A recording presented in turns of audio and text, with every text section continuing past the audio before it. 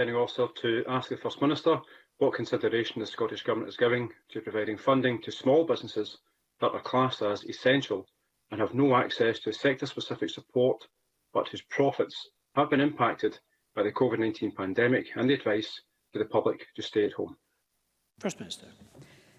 We recognise that many businesses that are classified as essential and therefore able to remain open both under the current and previous restrictions will still have struggled over the past year.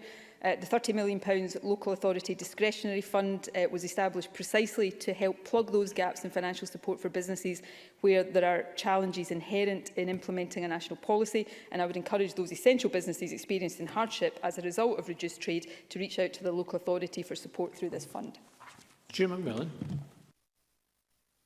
I thank the First Minister for that reply. And I've been contacted by a local ironmonger, a small independent business, who can't access funding from the strategic framework business funding due to being classed as essential, and also can't access the Council's discretionary fund as it's already closed. It closed within a couple of days due to it being very much oversubscribed. The business is struggling to survive due to the huge drop in footfall, as people are quite rightly staying at home and following the rules. The business also can't compete with the larger businesses in the area. So what additional support can therefore be made available to my Greenock and Inverclyde constituent, and also there will be many more across Scotland who are deemed as essential but are now financially struggling to survive due to the pandemic? First Minister. Well, obviously, I'm not going to comment on individual cases when I don't know all of the details of them, but I do appreciate that financial support has not yet made its way to every business that is experiencing ongoing disruption.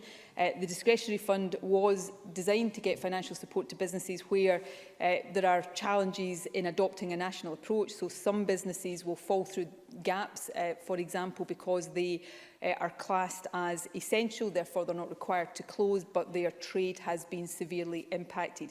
So we are working with local authorities to make sure this money gets to businesses as quickly as possible, but also actively exploring opportunities to widen access to the fund further. I know the Finance Secretary, when she's got today's budget out the way, I'm sure we'd be happy to have further discussions about just how we can ensure that the funding we provide helps as many businesses as possible.